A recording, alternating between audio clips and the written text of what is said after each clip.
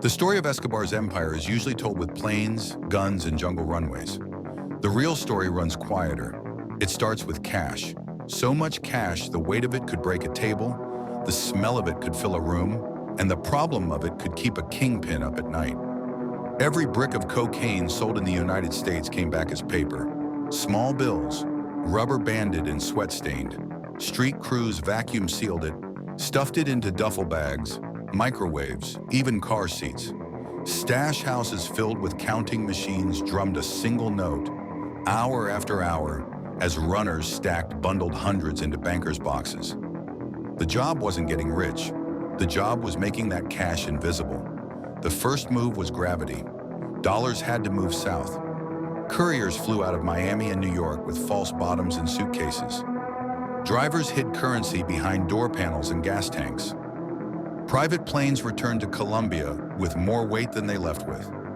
Boats that carried cocaine north carried cash back in hollowed-out compartments, wrapped and greased against dogs. On the best weeks, pallets of currency were loaded next to legitimate cargo and waved through by a paid hand. When that flow hiccuped, when airports got hot or a route was burned, the solution was a phone call to a money broker. This is where the machine started humming. A U.S. importer wants to buy appliances from Colombia and avoid taxes. A Colombian exporter wants to be paid in pesos, quietly. The broker takes cartel dollars already sitting in a U.S. stash, hands them to the importer to pay his supplier, and collects pesos inside Colombia from the exporter. The cartel never touches a bank in the United States. The dollars never cross a border. The empire receives clean pesos at home. Fees are skimmed, ledgers are kept in code, and everyone smiles. That quiet swap, dollars here for pesos there, was the core of the black market peso exchange. It turned law enforcement's worst headache, bulk cash, into someone else's business expense. Back in Colombia, money changed skins again. Exchange houses, casas de cambio, stood between the street and the system. Clerks peeled rubber bands, counted, charged a fee, and spread deposits across dozens of small accounts to avoid alarms. When a number got too big, a cousin opened an account. When a bank asked questions, another bank down the block didn't. The goal wasn't elegance. The goal was volume. From there, the layering began. Invoices appeared for shipments that never existed. Thousands of t-shirts no one ordered, machine parts no one needed, chemicals that never left a warehouse. Sometimes the trick flipped. A container with high-value goods was declared as something cheap. Over-invoicing, under-invoicing, phantom shipments. Trade became a washing machine. Paper moved. Goods didn't have to. Shell companies bloomed like weeds. A corporation in Panama owned a corporation in the Bahamas that owned a corporation in Medellin that owned nothing but a ledger. Lawyers kept binders of bearer shares. Whoever held the paper owned the company. Nominee directors signed whatever they were paid to sign. Accounts opened and closed like umbrellas in the rain. Every step added distance between a dollar's origin and its new clean life. While the paper game multiplied, the physical game kept pace. The empire needed places to pour money where no one asked how it got wet. Construction was perfect. Cash bought land on the edge of town. Blueprints appeared. Cement trucks rolled. Labor was paid in pesos. Materials went on fake invoices. Overruns explained anything that didn't add up. On some sites, the walls themselves hid bricks of currency behind fresh plaster, insurance against seizures, and a hedge against tomorrow. Real estate wasn't just concrete, it was reputation. Apartment towers, ranches, and nightclubs turned cash into something a mayor could point to at a ribbon cutting. A soccer club got sponsorship money. A charity delivered food and built houses for the poor. Cameras arrived. The public saw generosity, books saw expenses, investigators saw a fog machine. Not every dollar made the journey. Some died before they were born again. In the counting rooms, humidity curled the edges of bills until they fused together. Mold took whole stacks.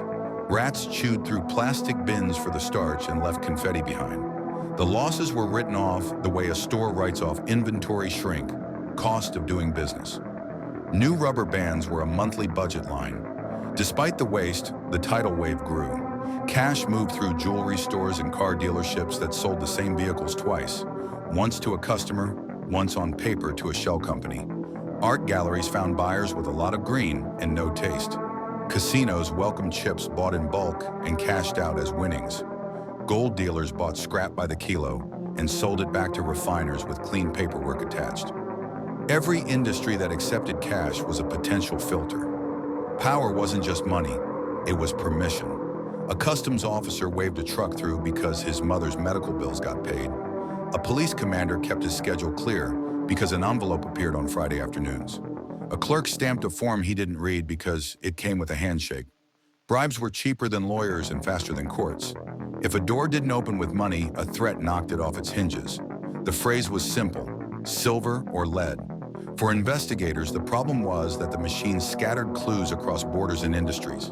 A warehouse in Miami, a swap in Bogota, a corporate filing in Panama City, a deed in Medellin. No single page told the story. It took a wall full of them connected by string. When task forces finally formed that lived on both sides of the border, the patterns started to show.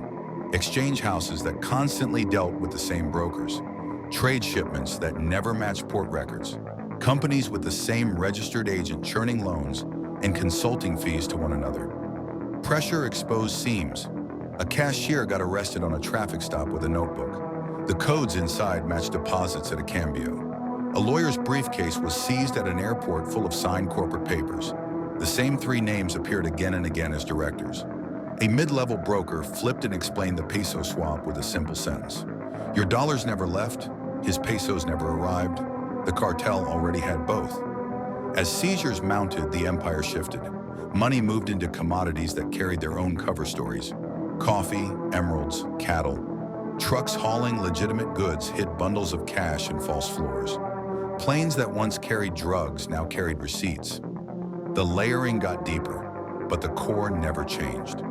Dirty dollars bought clean assets that produced more clean money. Rents, ticket sales, invoices paid by real customers who hadn't seen a gram of anything but sugar. There were missteps. A lavish purchase drew headlines. A football match put the wrong people in the same photograph. A charitable donation arrived the same week a city contract changed hands. Each mistake made the next bribe more expensive and the next cover story more complicated. When violence spiked, car bombs, assassinations, the public stopped seeing generosity and started seeing a man buying applause with blood. In the end, the machine didn't fail because it was badly built. It failed because it was too large to hide and too tied to a man everyone wanted to find. Accounts were frozen by countries that barely talked to each other months before. Exchange houses woke up to padlocks. Shell companies, once invisible, were named in indictments and became radioactive to anyone with a license to keep. Real estate that had seemed like a fortress turned into evidence with an address. Follow the money had always been a slogan. In this case, it became a map. The map led from a counting room in Miami to a broker's ledger in Bogota, to a corporation registered by a clerk who barely remembered a face, to a farm purchased for cash behind a gate with armed guards. It also led to a quieter truth. Laundering wasn't a single trick. It was an ecosystem that needed banks willing to look away, businesses willing to lie, and a public willing to be impressed by concrete. When the empire cracked, pieces of that ecosystem lived on. Techniques outlast people. Peso brokers found new clients. Shell companies got new owners. Trade paperwork kept lying in both directions. The lesson wasn't that one man invented laundering. The lesson was that he industrialized it, turning scattered tricks into a system that ran on schedules and fees and contacts like any other multinational operation. Call the whole thing what it was, a factory. Raw material came in the form of illegal cash. It was processed through hands, machines, planes, ledgers, invoices, bribes, signatures, and keys. It left as apartments, dealerships, stadium boxes, and political influence. The factory's waste, what rats ate, what mold ruined, what police seized, was a line item. The profit was power. If power is measured by how long your system survives without you, then even legends have an expiration date. Laws tightened, banks learned, investigators shared more than they bragged. The public, burned by violence, paid attention to the money instead of the myth. The factory slowed, then shuttered, then became a cautionary tale taught in classrooms where the chalkboard says anti-money laundering instead of business administration. Escobar's story is often told as a saga of product. The deeper truth is that his product would have starved without finance. Cocaine paid the bills, the machine made the empire. And in the end, even that machine learned the oldest rule of all. There is no such thing as clean money, only money people stopped asking questions about.